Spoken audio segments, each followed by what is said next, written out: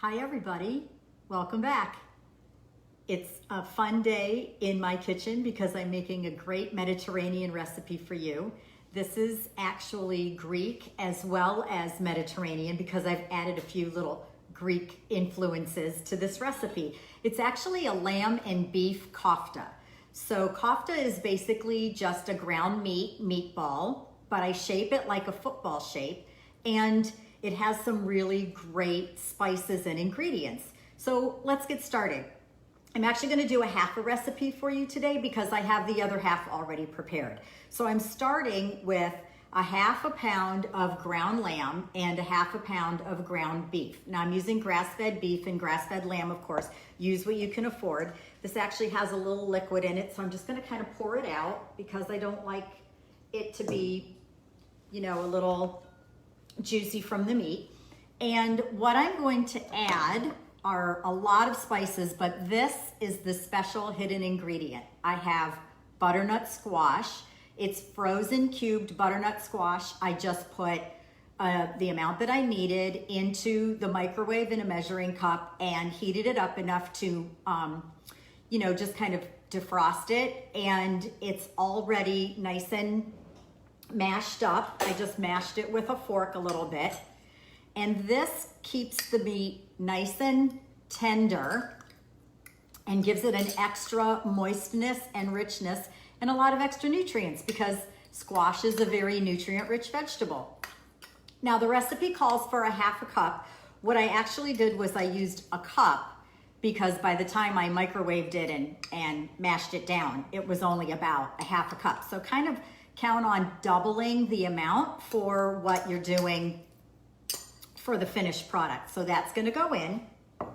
And then along with that, I have already chopped up some minced onion, minced shallot, and minced garlic. And it's about a half a cup of onion, along with a couple cloves of garlic and about a half a shallot. Go ahead and chop up a whole shallot when you're getting ready to do this because I'm also gonna make a pomegranate sauce for you today to serve with these, and I'm using the shallot in the pomegranate sauce.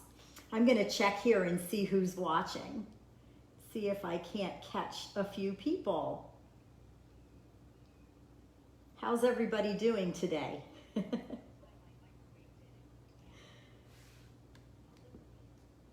So I'm just gonna start mixing this up with my hands. Get your hands in there and get it nice and blended in together. And it's great with the squash because the color is different than the meat. So you can really tell when it's blended in well. So I'm just gonna kind of get that started, just like that. And then I'm gonna add 1 egg. And because this is paleo and Whole30, we don't eat any grain or gluten, it doesn't have breadcrumbs. So the squash really kind of helps to provide that extra body that the breadcrumbs would provide, and also gives it that, as I said earlier, that nice richness. So now to this, I'm going to add some paleo seasoning, which is a blend of oregano, mint, and some cilantro, some parsley. It's just a really nice blend, and it comes from Paleo Powder Seasoning. This is the container, and I love this seasoning because it's just a great blend for everything. So also with that, I'm adding some ground coriander. I buy this in bulk, so you can keep it in a little jar. Ground coriander is actually the seed from cilantro. So when your cilantro plant goes to seed and has all of those little seeds on top, just pick those off and grind them up, and that's what you get. And that's what I did here. Also some ground cumin, and also this is the Greek influence, a little bit of cinnamon, because I love cinnamon with meat. So I'm just gonna put all that in and continue to mix it. Blend that egg in really well too. I love getting my hands into my food. One of my favorite things about cooking and baking is I can be up to my elbows in it. And also these spices, you know, they are dark, so you can tell when they're blended in really well. Just keep working it. Don't overwork it because you don't want the meat to get tough. And that's looking really good. So now I have a prepared sheet pan. I'm just using a small one today. It's a 1/4 sheet with some parchment paper on it. I'll wash my hands real quick so I can mess them up again.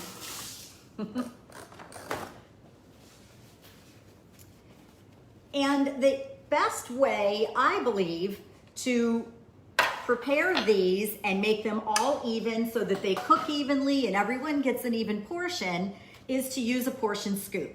Now, you've seen me use these portion scoops before. I've always used these when I was baking because you get evenly sized cookies or anything else that you're scooping. I used to do little individual desserts, and so this was always a great way to measure the amount for each portion. So I'm just gonna do the same thing here. This small one is a 1 ounce scoop, and this is a 2 ounce scoop. So if all you have is 1 scoop, just do 2 balls of this, or since I have the 2 ounce scoop, I'm gonna do 1 of these. So the trick to these guys, keeping them nice and even, is to make sure that it's level, okay? See how I just kind of level it off? And then I'm gonna drop it onto the sheet pan, and then we're gonna go back and shape them. But this is just a quick way to get them all portioned out. And I don't have to do them all. I just wanna kind of give you the idea of how it goes. And then I'm just gonna roll these, and they're not sticky, they're not too wet, they're just very simple, easy to, doesn't stick to my hands, easy to shape. So I rolled it back and forth, and then I just sort of pinched the edges so it has that football shape. I'm just gonna quickly go through and do each one. And these will bake in a 350-degree oven, preheated for about 20 minutes. 20 minutes, they are perfectly done in my oven. So adjust for your cook time, but they should go pretty quickly. And it's nice to have these pre-made. You can take them this far, just like that. Take them this far and put them in the freezer, and then just pull them out, thaw them out, and bake them when you're ready to serve them. Or like in my household, when the family comes over, there's usually not a whole lot left. Let me wash my hands again. And then we'll put these in the oven. While they're in the oven, I'm gonna show you this delicious pomegranate sauce that I love to make and drizzle over these kofta. So let me be right back. And I'll get my cutting board out of the way. You know this trick, right? You've seen me do this 100 times. I just put a little damp towel underneath my cutting board, and it keeps it from sliding around on the countertop. Got my induction burner here, and I'm gonna start with about a medium-high heat, and I'm gonna add some Casandrinos olive oil. You know this is my favorite olive oil on the planet. It's grown in the same area of Greece that all of my ancestors are from. They harvest 4 times a year. It's completely family-run business. And I mean, just the smell when it hits the heat is so wonderful. I can smell it already. So I'm just starting with about a tablespoon of olive oil, and to that I'm gonna add a little bit of chopped shallot that I already have prepared, the left shallot from the kofta, which we had in that mix. And I'm just gonna saute this until it starts to soften. I don't really want it to get any color or caramelize because, let me slide this over so you guys can see a little better. There we go. I don't want it to burn. Shallot has a very onion and garlic flavor combined, so you don't want it to be too dark because you don't want it to have that burned garlic flavor. So we're just gonna let that saute a little bit. And then along with the olive oil in this sauce, I'm using the Casandrinos mixed berry balsamic. This is like syrup, and it's so rich and thick and delicious on everything you make. You can use it on salads, you can use it as a marinade. I mean, it's really endless. Anything you would use a balsamic for, this just gives it such an extra delicious flavor. And I see my dad's on. Hi, Dad. I love you. So this is getting really nice. I'm just going to turn the heat down a little bit so I can add the other ingredients.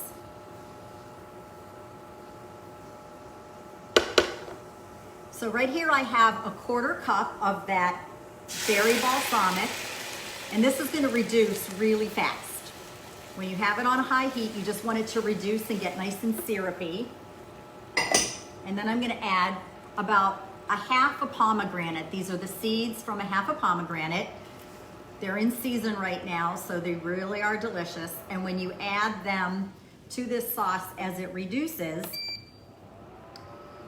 then the pomegranate seeds will soften a little bit, but you still get that nice texture and that little bit of bite because they don't soften completely. They stay nice and sweet, and they look beautiful on the platter.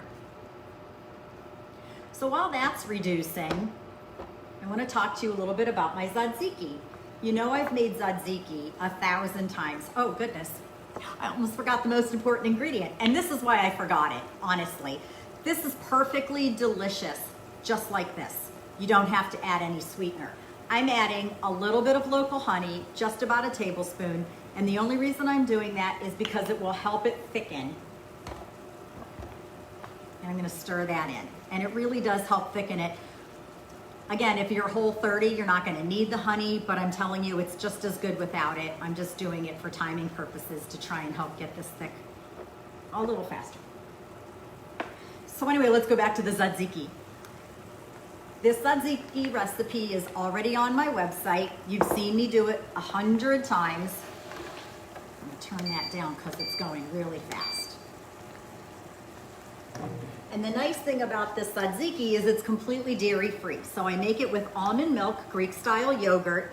It has some fresh garlic that I mashed and make into a paste, shredded cucumber, and lemon juice. And then I add the Casandrinos olive oil because it gives it that extra fattiness and nice mouthfeel since the yogurt isn't dairy.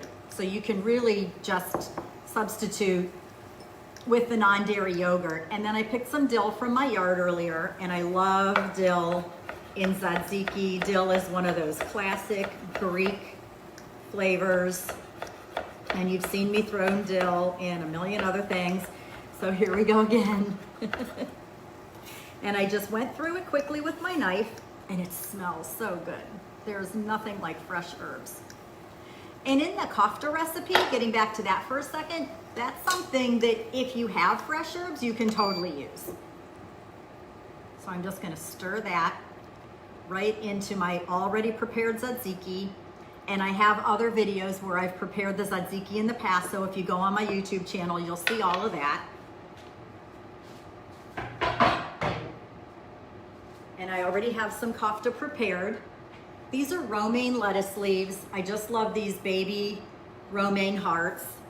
And we're gonna plate this up with the romaine. Let me grab those kofta from the oven.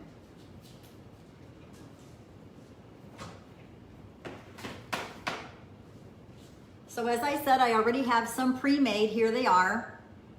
You can freeze them at this point, or you can freeze them before you bake them, whichever you prefer. It's always good to make a big batch. Why do it twice? So I'm just gonna take a couple of these and put them right inside this romaine leaf. And they did accumulate a little bit of fat around the bottom, so I'm just kind of cleaning that off. But that's okay. I like to do them on a sheet pan rather than on a rack. I might have to, clean them up a little bit, but I think that they're tastier if they have a little bit of that fat that they cook in on their own. So there's the kofta in the lettuce leaf. And see, you don't have to have pita bread or something like that that you think is so necessary because this is a healthier way to do it. You're getting another vegetable. I'm gonna go ahead and load these up because I have a feeling I will have some people from their offices, their home offices, coming out for lunch shortly. So there we go. Those look great in those lettuce leaves, and you can just pick them up and eat them like that. This kofta is delicious on a platter like this. You can serve them individually as an appetizer. And I'm just gonna spoon a little bit of the tzatziki on top of each one. You can add some tomatoes if you like. Whatever's handy, whatever you have around. And look how nice and beautiful this sauce got. It's nice and syrupy. It's got those delicious pomegranates in there. And this balsamic gives it a nice acid bite. So you have the richness from the fatty meats, the yogurt with the fats and the vegetables and the herbs, and then this kind of cuts through all of that with delicious acid and gives it a nice brightness. You have to think about all of those flavors when you're cooking something. And it's healthy too. So there they are. Very simple.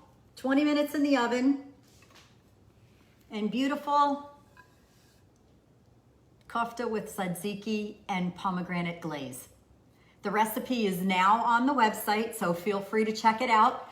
Feel free to email me or DM me if you have any questions. Please follow me on Instagram, check out my YouTube videos, and thanks for tuning in. See you next time.